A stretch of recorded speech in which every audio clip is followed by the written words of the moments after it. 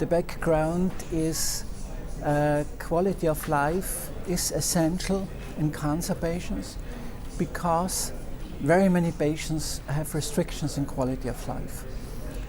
Restrictions in quality of life are quite often underestimated by the treating physicians. From research analysis, we know that reduction in quality of life is associated with unfavorable clinical outcome.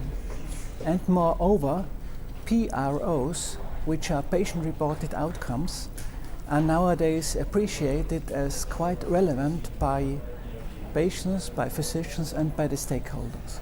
We have shown that a relevant proportion of patients with hematological malignancies show restrictions in quality of life. We have shown a high prevalence of fatigue, and we have observed that pronounced fatigue is associated with a shorter overall survival. We have demonstrated that fatigue is associated with unfavorable outcome in univariate and in multivariate analysis. So the perception of the patient is quite relevant for the classification for the patient. So the perception of the patient might be as relevant as molecular analysis or other of the newer techniques. So asking your patient, how do you feel, might be quite essential in prognostication.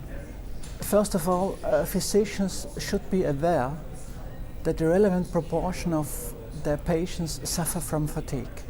So first of all, you should try to assess it in an appropriate way.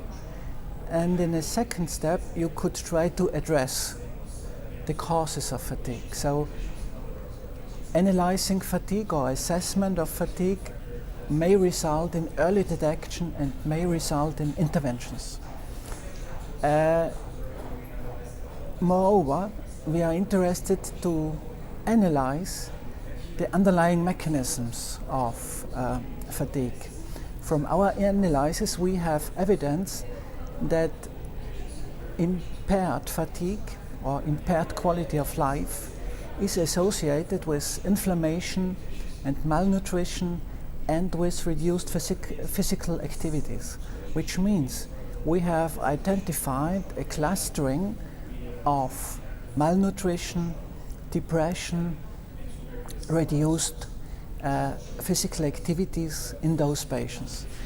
That suggests that inflammation processes might form the basis for this phenomenon. I think one important aspect is that most probably we have connections or associations between molecular aberrations, because it has been shown that TET aberrations, molecular aberrations, cause inflammatory processes. These inflammatory processes are involved in the development of comorbidities like vascular diseases.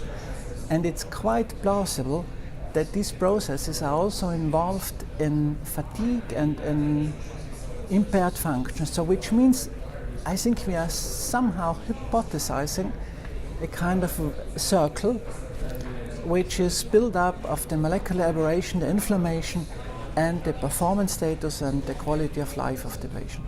So I think this will be a quite relevant field for the future. And by analyzing the biochemical or pathophysiological pathways might help us in the development of drugs or approaches to treat fatigue.